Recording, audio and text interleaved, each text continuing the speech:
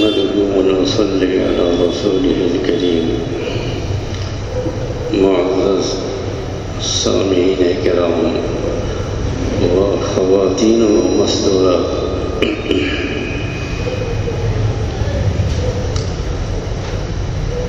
کھڑے ہونے کے بعد یہ یاد آیا کہ ہمارے 10ویں پارے میں جو آیت کریمہ تلاوت کی گئی ہے، اس میں ایک آیت ہے إِلَّا تَنْصُرُوهُ فَقَدْ نَصَرَهُ اللَّهُ إِذْ أَخْرَجَهُ الَّذِينَ كَفَرُوا ثَانِيَ اثْنَيْنِ إِذْ هُمَا فِي الْغَارِ إِذْ يَقُولُ لِصَاحِبِهِ لَا تَحْزَنْ إِنَّ اللَّهَ مَعَنَا فأنزل الله سكينته عليه وأيده بجنود لم تروها وجعل كلمة الذين كفروا السفلى وكلمة الله هي العليا والله عزيز حكيم۔ یہ ایک تاریخی واقعہ ہے جس کو اللہ سبحانہ و تعالی نے اپنے کلام پاک میں اس کا ذکر فرمایا ہے، یعنی رسول اکرم صلی اللہ علیہ وسلم نے جب اہل مکہ نے اپنی زمین آپ کے اوپر تنگ کر دی اور رہنا دشوار ہو گیا تو آپ نے مکے سے ہجرت فرمائی۔ اس ہجرت کے واقعے میں ایک غار کا ذکر آتا ہے، اسی غار کا ذکر ہے اذ ہما فی الغار، جب وہ دونوں غار میں تھے۔ آپ کے ساتھ جو خوش نصیب شخصیت تھی وہ سیدنا ابو بکر صدیق رضی اللہ تعالیٰ عنہ تھے۔ کبھی آپ نے سوچا اس حیثیت سے کہ رسول اکرم صلی اللہ علیہ وسلم نے اپنے وطن عزیز کو، اپنے گھر کو، اپنے رشتہ داروں کو، اپنے قرابت داروں کو، مکہ کے محبوب تر دیواروں کو، گلیوں کو کیوں چھوڑا ہے؟ ان احسانات کو کبھی آپ نے یاد کیا ہے کہ اللہ کے رسول صلی اللہ علیہ وسلم نے کتنی مشقت برداشت کی ہے؟ ہمیں ان واقعات کو پڑھنا بھی چاہیے اور پڑھنے کا موقع نہ ملے تو سننا چاہیے۔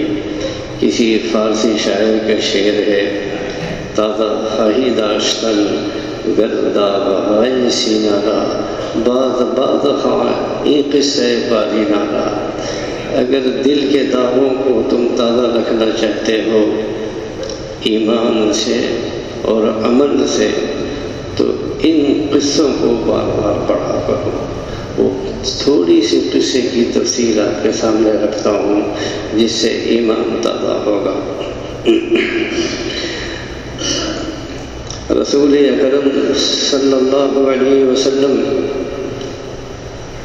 جس وقت گھر کے اندر تھے اور روانگی کا وقت طے ہو چکا تھا تو قریش کے جوان ہتھیار دے کر کے قریش کے جوان ہتھیار لے کر کے انہوں نے آپ کا گھیراؤ کر لیا۔ سیدنا علی رضی اللہ تعالیٰ عنہ سے رسول اکرم صلی اللہ علیہ وسلم نے فرمایا کہ تم میری سبز حضرمی چادر اوڑھ کر بستر پر لیٹ جاؤ، تمہیں کوئی تکلیف نہیں پہنچا سکے گا۔ سیدنا علی رضی اللہ تعالیٰ عنہ رسول اللہ صلی اللہ علیہ وسلم کے حکم کے مطابق چادر اوڑھ کر آپ کے بستر پر لیٹ گئے اور یہ آیت پڑھتے ہوئے باہر موجود لوگوں کے سروں پر مٹی ڈالتے ہوئے نکل گئے۔ وَجَعَلْنَا مِن بَيْنِ أَيْدِيهِمْ سَدًّا وَمِنْ خَلْفِهِمْ سَدًّا وَأَغْشَيْنَاهُمْ فَهُمْ لَا يُبْصِرُونَ۔ ہم نے ایک آڑ ان کے سامنے رکھ دی اور ایک آڑ ان کے پیچھے کر دی جس سے ہم نے ان کو گھیر دیا، سو اس لیے وہ مشرکین مکہ کو دیکھ نہیں سکے۔ اس آیت کریمہ اور مشت خاک کی برکت سے وہ وقتی طور پر وہ سارے کے سارے لوگ اندھے ہو گئے اور انہیں پتہ بھی نہیں چلا کہ رسول اللہ صلی اللہ علیہ وسلم کب گھر سے نکل گئے۔ کچھ ہی دیر گزری تھی کہ ان کے پاس ایک اجنبی شخص آیا اور کہنے لگا تم یہاں کس کے انتظار میں؟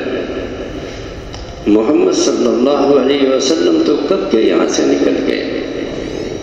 وہ جو ان کے الفاظ میں سناؤں واللہ قد خرج علیکم محمد، ارے محمد تو کب کا یہاں سے چلے گئے اور تمہارے سروں پر مٹی بھی ڈال گئے، اور یہ جملہ بھی کہا خیبکم اللہ، اللہ تمہارا ناس کرے، تم تو کھڑے کے کھڑے رہ گئے۔ انہوں نے جب سروں پر ہاتھ رکھا تو واقعی مٹی موجود تھی۔ رسول اللہ صلی اللہ علیہ وسلم نے ایک مٹھی میں مٹی لی، سورہ یاسین کی تلاوت یہ والی آیت کرتے رہے فَأَغْشَيْنَاهُمْ فَهُمْ لَا يُبْصِرُونَ، اور کر کے ایسے دم کیا اور اس کو چھڑکا باہر نکل گئے۔ بمبئی میں ایک صاحب تھے، مجھ سے کہتے تھے میں جب ٹکٹ نہیں لیتا ہوں تو یہی آیت پڑھ کر پھونک دیتا ہوں تو ٹی سی مجھ کو دیکھ نہیں پاتا ہے۔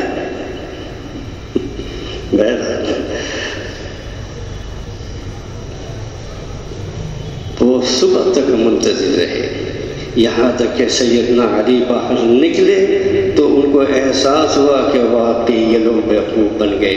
رسول اللہ صلی اللہ علیہ وسلم حضرت ابوبکر رضی اللہ تعالیٰ عنہ کو ساتھ لے کر رات ہی رات مکے سے باہر نکل گئے۔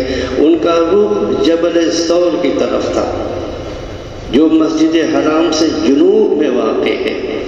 حرم شریف سے اس پہاڑ کا فاصلہ تقریباً 5 کلومیٹر ہے۔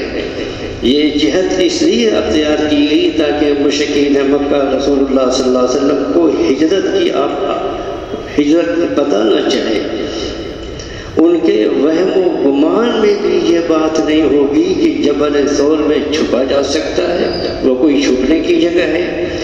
دونوں حضرات یہ فاصلہ طے کر کے دامن کوہ تک پہنچے۔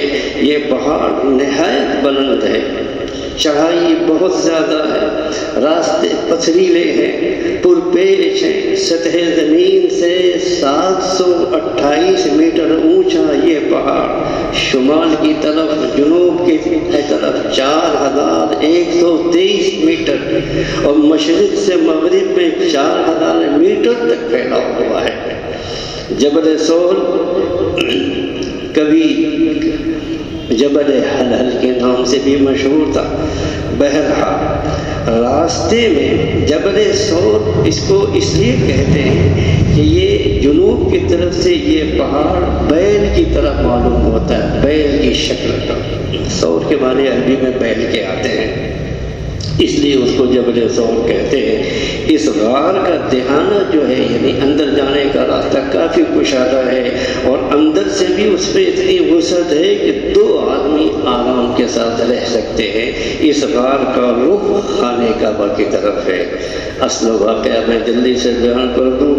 راستے میں سیدنا ابوبکر صدیق رضی اللہ تعالیٰ عنہ کبھی آپ کے پیچھے چلتے، کبھی آپ کے آگے چلتے، کبھی آپ کے دائیں جانب آ جاتے، کبھی بائیں جانب۔ یہ دیکھ کر رسول اللہ صلی اللہ علیہ وسلم نے فرمایا ابوبکر کیا بات ہے، تم کبھی دائیں طرف اور کبھی بائیں طرف اور کبھی آگے اور کبھی پیچھے ہونے لگتے ہو اور چلنے لگتے ہو، آخر کیا بات ہے؟ کیا محبت کا جواب دیا ہے، کیا عاشقانہ جواب دیا ہے۔ فرمایا کہ یا رسول اللہ جب مجھے آگے سے دشمن کے حملے کا خیال آتا ہے میں آپ کے سامنے آ جاتا ہوں، اور جب یہ خیال آتا ہے کہ دشمن پیچھے سے گھات لگا کر حملہ کر سکتا ہے تو میں آپ کے پیچھے چلا جاتا ہوں۔ میں کبھی دائیں جانب اور کبھی بائیں جانب چلنے لگتا ہوں۔ دراصل مجھے یہ خوف ہر لمحہ دامن گیر رہتا ہے کہ کہیں دشمن وہ یہاں سے نہ آ جائے اور وہاں سے آ کر کے حملہ نہ کر دے۔ پہاڑ کے اس حصے میں جہاں یہ غار ثور واقع ہے، سیدنا حضرت ابو بکر صدیق رضی اللہ تعالیٰ عنہ نے رسول اللہ صلی اللہ علیہ وسلم سے عرض کیا کہ اللہ کے رسول آپ ابھی باہر رکیں، کہیں میں اندر جا کر کے دیکھتا ہوں۔ حضرت ابو بکر رضی اللہ تعالیٰ عنہ تشریف لے گئے۔ جب انہیں ہر طرح سے تسلی ہو گئی کہ غار میں تکلیف دینے والی کوئی چیز موجود نہیں ہے، تب انہوں نے رسول اللہ صلی اللہ علیہ وسلم کو بلایا کہ اندر تشریف لائیے۔ اس سفر میں رسول اکرم صلی اللہ علیہ وسلم کو بری طرح سے تھکا دیا تھا۔ آپ نے اپنے دوست کے زانوں پر سر رکھ کر سو گئے اور آنکھ اس وقت کھلی جب سیدنا ابو بکر صدیق رضی اللہ تعالیٰ عنہ کے آنسو آپ کے چہرے انور پر گر رہے تھے۔ آنسو کے قطرے رسول اللہ صلی اللہ علیہ وسلم کے جب چہرے پر گرے، آپ صلی اللہ علیہ وسلم نے دریافت کیا کیا بات ہے ابو بکر، کیوں رو رہے ہو؟ عرض کیا کہ یا رسول اللہ مجھے سانپ نے ڈس لیا ہے۔ دراصل غار میں ایک بل تھا جس کو حضرت ابو بکر رضی اللہ تعالیٰ عنہ نے اس خوف سے اپنا پاؤں رکھ کر بند کر دیا تھا کہ کہیں کوئی سانپ نکل کر رسول اللہ صلی اللہ علیہ وسلم کو نقصان نہ پہنچا دے۔ اتفاق سے وہاں پر ایک سانپ موجود تھا، اس نے سیدنا ابو بکر صدیق رضی اللہ تعالیٰ عنہ کے پاؤں میں ڈس لیا، لیکن آپ بے حس و حرکت بیٹھے رہے اس خوف سے، اندیشے سے کہ رسول اللہ صلی اللہ علیہ وسلم نیند سے بیدار نہ ہو جائے میری حرکت سے۔ ساکت و صامت ویسے ہی بیٹھے رہے۔ جب تکلیف حد سے پڑ گئی بے اختیار آنسو نکل پڑے جو آپ کے چہرے انور پر گرے اور آپ بیدار ہو گئے۔ رسول اللہ صلی اللہ علیہ وسلم نے جب یہ دیکھا تو اپنا لعاب دہن یعنی منہ کا لعاب نکالا اور ان کے پاؤں پر لگا دیا، لگاتے ہی ان کی تکلیف ختم ہو گئی۔ دونوں حضرات اس غار میں 3 دن 3 رات ٹھہرے۔ شام کے اندھیرے میں حضرت عبداللہ بن بکر رضی اللہ تعالیٰ عنہ دن بھر کے حالات سنانے کے لیے حاضر ہوتے اور ان کے جانے کے بعد حضرت ابو بکر رضی اللہ تعالیٰ عنہ کے آزاد کردہ غلام بکریاں لے کر آ جاتے اور دودھ نکال کر پیش کرنے کے بعد حضرت عبداللہ کے نشانات قدم مٹاتے ہوئے واپس چلے جاتے۔ حضرت اسماء جو ان کی صاحبزادی تھیں اس وقت چھوٹی بچی تھیں، رات میں کھانا لے کر کے آتی تھیں اس صحرا میں، اس تنہائی میں، اس خوف کے عالم میں۔ قریش مکہ کو جب یہ پتہ چلا کہ محمد صلی اللہ علیہ وسلم ان کی آنکھوں میں دھول جھونک کر کے گھر سے نکل گئے ہیں تو وہ دل ملا کر کے رہ گئے۔ پہلے تو وہ سیدنا علی رضی اللہ تعالیٰ عنہ کو گھسیٹتے ہوئے خانہ کعبہ تک لے کر کے گئے اور انہیں کچھ دیر تک قید بھی رکھا۔ یہ لوگ بار بار سیدنا علی سے پوچھتے تھے کہ بتلاؤ محمد کہاں ہے؟ سیدنا علی ہر بار یہی جواب دیتے، میں اس سلسلے میں کچھ بھی نہیں جانتا۔ ابو جہل غصے میں بھرا ہوا سیدنا ابو بکر رضی اللہ تعالیٰ عنہ کے گھر پہنچا۔ حضرت اسماء نکل کر کے آئی، اس نے پوچھا کہ تیرا باپ کہاں ہے؟ حضرت اسماء نے جواب دیا مجھے معلوم نہیں میرے والد کہاں ہیں۔ یہ جواب سن کر کے ابو جہل غصے سے بھرنا اٹھا اور اس بدبخت نے اس کمزور کمسن حضرت اسماء کو اس زور سے تھپڑ مارا کہ ان کے کان کا نچلا حصہ جو ہے پھٹ گیا اور اس میں سے باریک کان کی دور جا کر کے گئی۔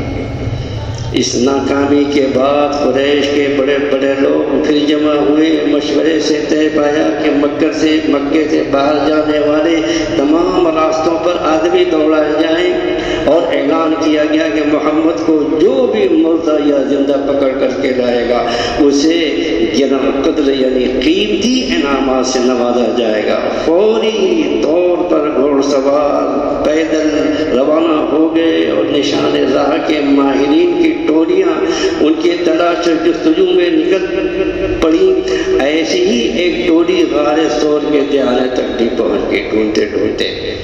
حضرت ابو بکر کو ڈر ہوا کہ کہیں یہ لوگ اگر دیکھ لیں گے اور اس دیکھ لیں، اس خوف سے حضرت ابو بکر رضی اللہ تعالیٰ عنہ ڈر کر کے آپ پر گریہ طاری ہوا۔